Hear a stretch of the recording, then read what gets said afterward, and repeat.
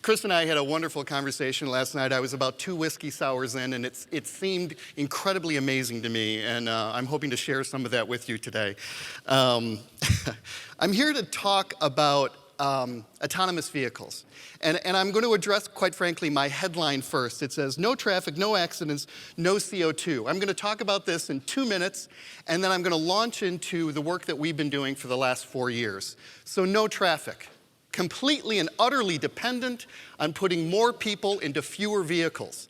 That is a change of behavior for people in the U.S. It is anathema to how they normally go from point A to point B, but it doesn't mean that we can't make that happen. We just have to use technology, and we have to make sure that we educate consumers on why we need them to get into a vehicle with more people.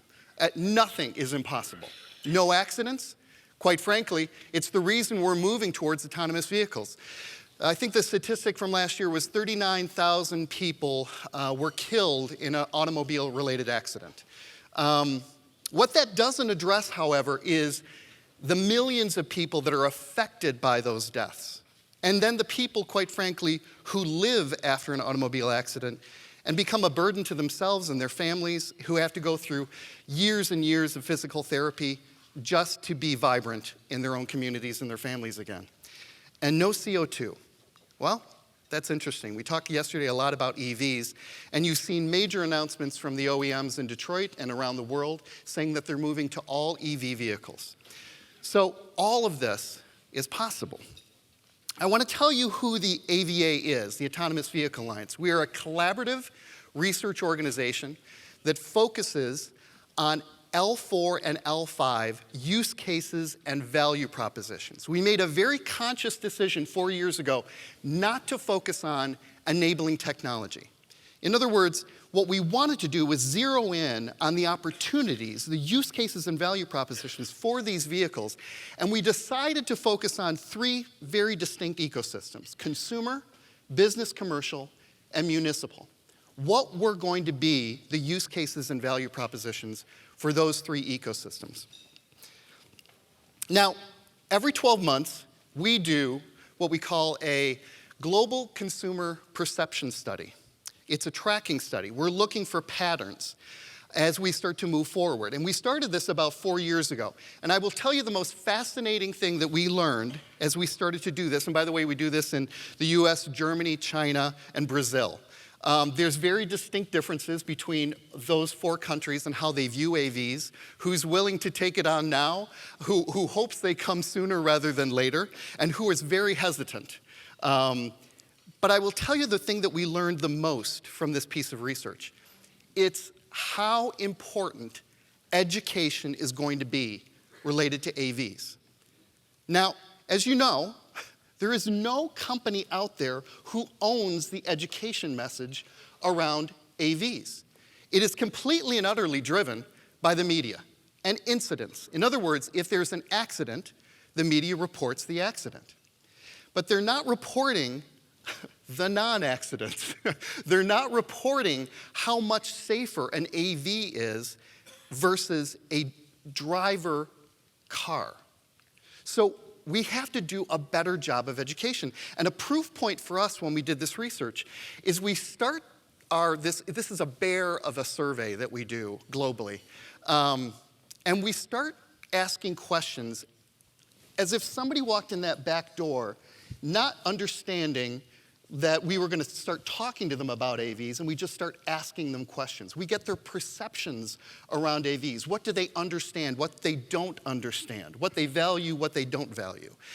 So we go through that process, and then we kind of rate their perception, both positive and negative, against what they think of AVs. About a third of the way through the survey, we give them a 1-paragraph definition around the capabilities of autonomous vehicles. Their perceptions change dramatically in a positive direction just by giving them that 1 paragraph around the capabilities of an AV. Now, I say this to my members and I say this to the rest of the world. Someone needs to own the story around AVs. Somebody needs to start educating the consumer, whether that's the US DOT or NHTSA or an OEM.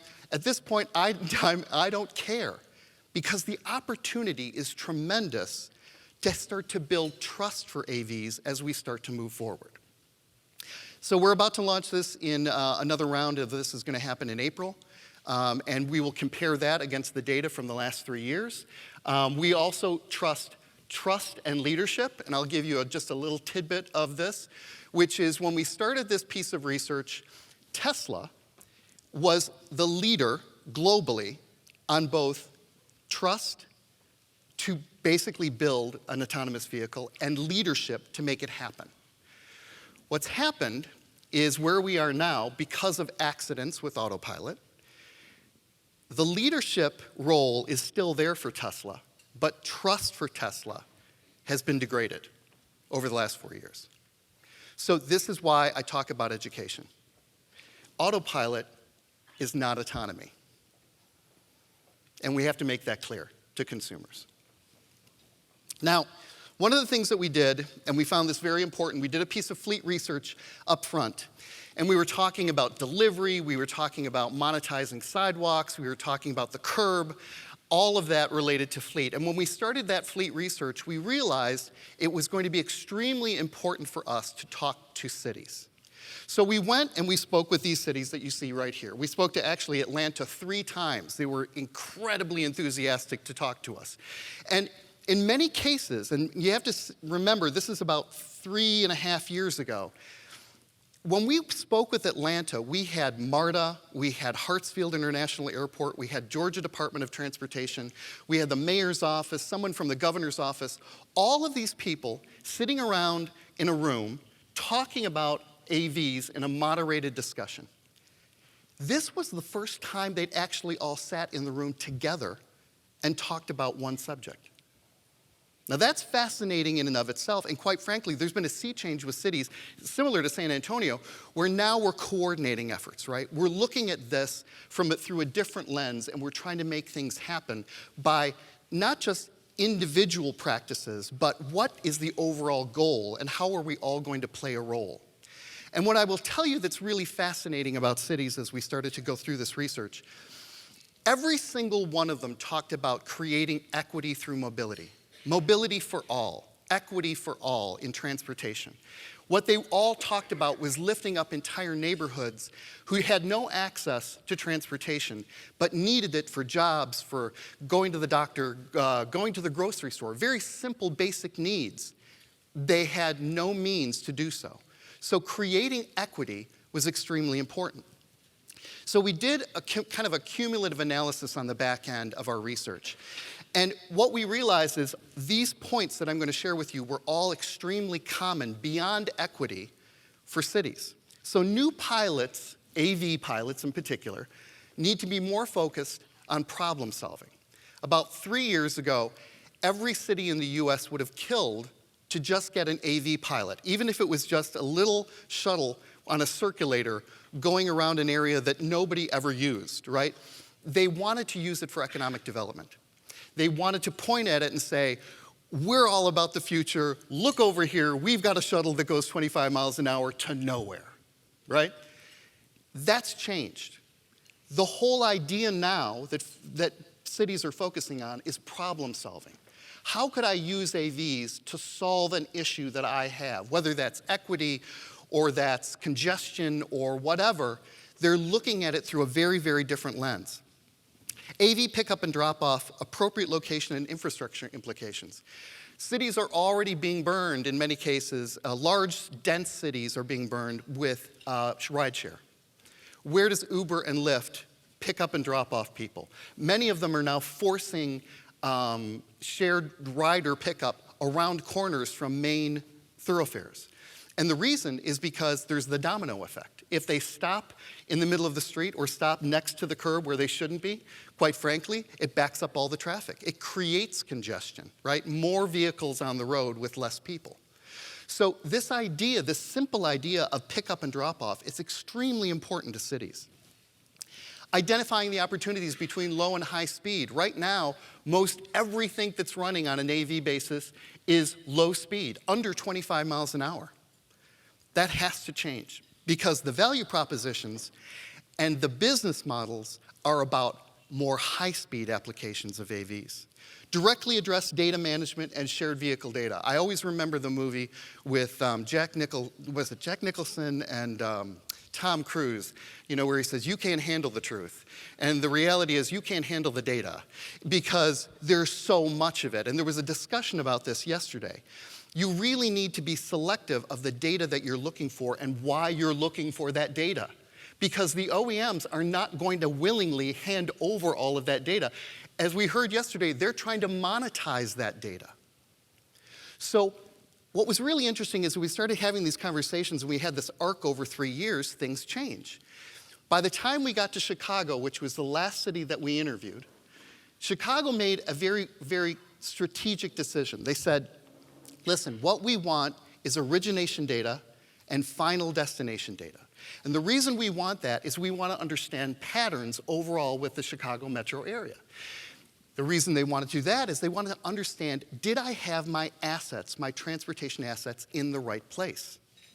And what they were finding is that people who lived on the south side of Chicago, which is a kind of a disenfranchised area of the metro area, were trying to get to jobs on the west side of Chicago. There's no easy way to do that. Absolutely no easy way to do that. You have to go into a central core transportation hub and then take a train or get on a bus and then go out west. So what they wanted was very, very feasible. Just give me origination and final destination data so I can understand how to move my assets around, right? I'm going to stop for a minute, and I want to tell you something that we realized over the last 4 years. And I actually started talking about this last night. Many cities are articulating a need related to AVs and, quite frankly, overall mobility and transportation that doesn't currently exist, but they're not articulating the right words. And here's what I mean by that. They all talk about their fixed and non-fixed assets. They all talk about wanting to manage congestion, to create equity, to have flexibility in their transportation model. What they're actually describing is a systems approach to transportation and mobility, where all of the pieces are coordinating with each other. The non-fixed assets are working with the fixed assets to move people, goods, and services around the city and the metropolitan area. That takes a systems approach. That takes an approach that has to take into account all of those players in that ecosystem. Delivery companies, Amazon, the transportation, regional transportation authority, the highway authority. All of these people have to coordinate their activities for one goal. That is a systems thinking approach to transportation. And I'm going to come back to this at the end of my talk because I think there's a bigger implication here for every single person in this room. How could AVs complement existing or municipal planned assets? That's basically what I was just talking about right now, a systems approach. Could AVs enable monetization opportunities and potential revenue loss for cities? I quite finally found this fascinating. When we were following UPS drivers around in Manhattan, they told us a story which made the hairs on the back of my neck stand up. We were with UPS, we were with the gentleman who was the head of autonomy, and he told us the story of what happens on a daily basis in Manhattan. At night, UPS will park an empty delivery truck at the bottom of a skyscraper. They will let it collect tickets overnight. In the morning, a full van will pull up with 2 drivers. One of those drivers will jump out of the van and jump into the empty van and take it back to the distribution center to get loaded up with packages. Then that other full van will slide into its spot. The real estate at the curb is so intrinsically important to their business model that they're willing to pay hundreds of millions of dollars every year in tickets to get that spot at the curb. That's how important it is. But you have to understand the further implications of that. If we have AVs and we have a systems approach, and these vans are coming in just in time in the morning, right, with packages and services, what happens to all of the revenue from those tickets? As many of you know, tickets pay for police, they pay for fire, they pay for community services.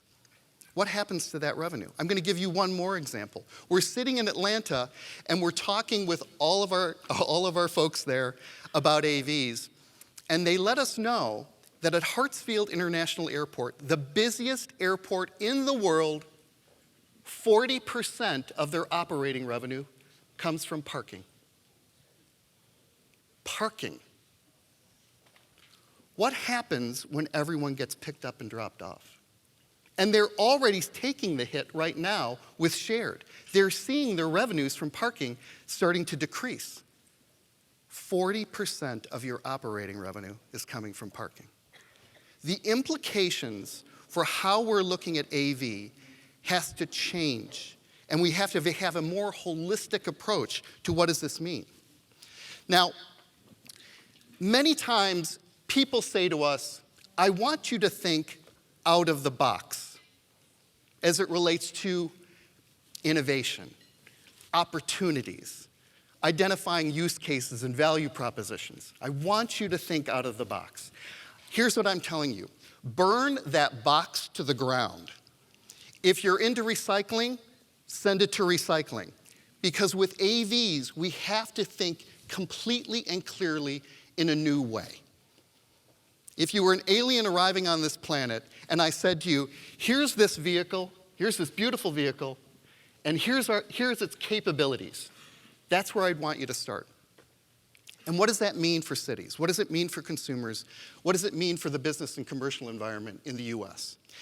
So I'm going to give you an example of that, and this was extremely eye-opening to us. We decided that we wanted to talk with the airline industry related to AVs. Did they see them as a threat, or did they see them as an opportunity? And I will tell you, in our initial conversations, many of them saw them as a threat, especially with near-distance travel. How many of you try to rationalize whether you're going to drive somewhere or fly somewhere, and you start to do the math, and you think to yourself, oh, I got to be at the airport 2 hours in advance, and then I got to arrange for travel when I get there, and then I have to get to my final destination. So we try to rationalize that as consumers, right? This is the same thing that the airline industry does. And in preliminary research that we did on the East Coast and on the West Coast, we brought this up to consumers about door-to-door service for AVs in an environment that you may have a desk, you may have Wi-Fi, you can be productive. Would you rather take an AV or would you rather take a plane to certain destinations? Every single consumer that we talked to said, I'd rather get in an AV. I can be more productive, it can pick me up the front door at my house and take me to my final destination. Why in God's name would I ever want to go to LaGuardia again to go to Boston or Philadelphia or DC? So this little light bulb went off in our head and we started thinking about this. Well, a term came up that I was not familiar with called the travel ribbon, and it's written up here. We actually created a definition for it because in our industry, the automotive industry, we were not familiar with this term, but this is a very familiar term to the airline industry. The journey map between an end user's point of origination and the final destination. That is the travel ribbon.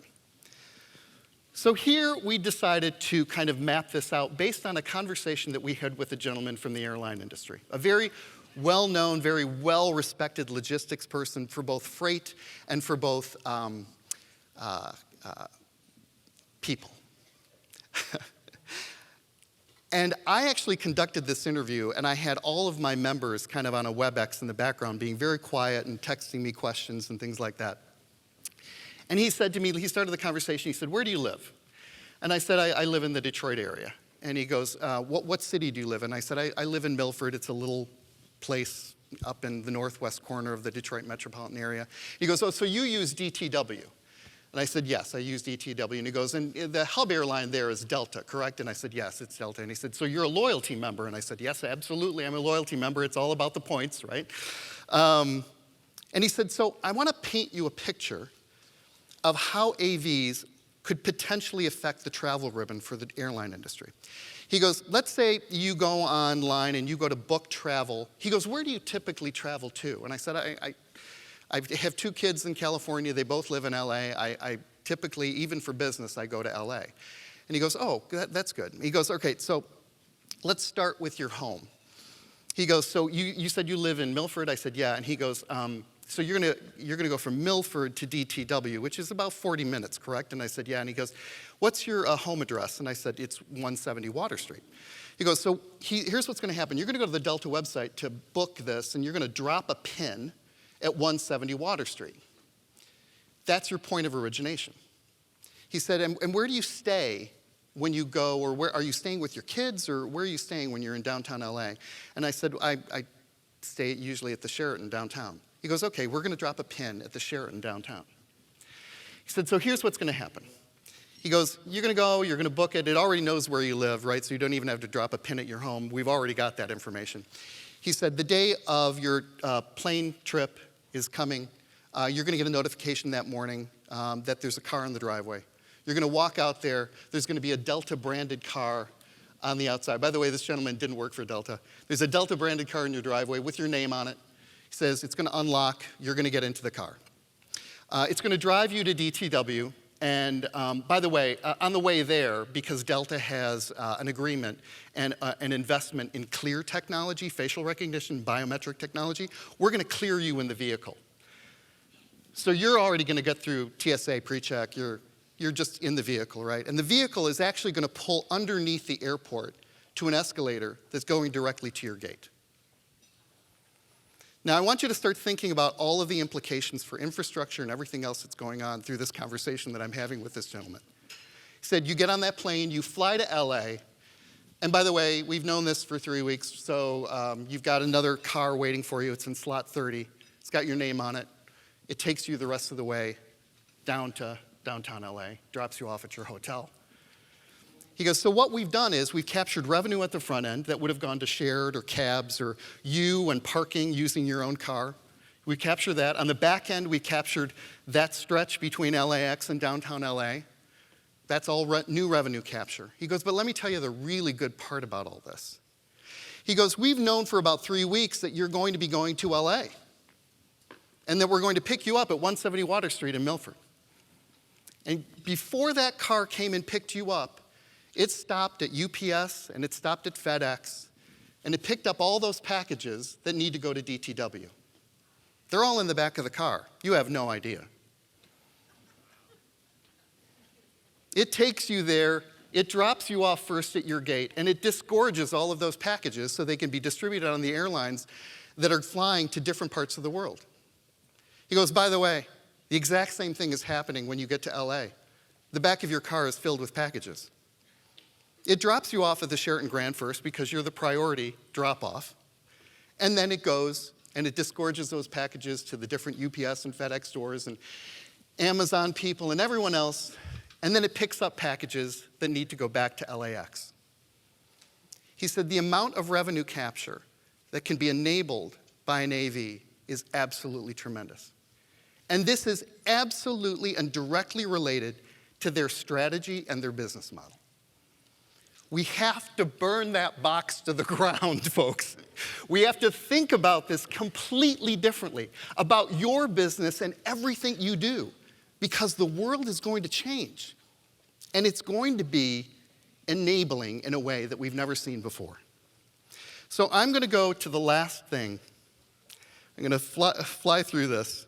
The last thing we're working on is something called accessible and barrier-free mobility. We are attempting to motivate an entire industry to pull out a clean sheet of paper and build a vehicle that does not exist. You heard the gentleman from CCS yesterday talking about design thinking, talking about enabling universal design.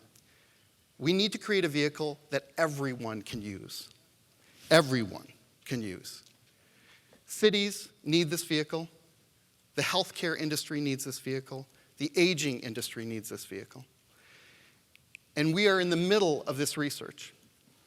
The back end of it, and we've already been talking with the US DOT and NHTSA about this, is a market sizing opportunity. We believe that this isn't a 100,000 vehicle opportunity. We believe this is a multiple million vehicle opportunity. We need to incentivize this industry in a different way, to stop thinking about how they've always thought. And if we can do that, we can do this. Thank you.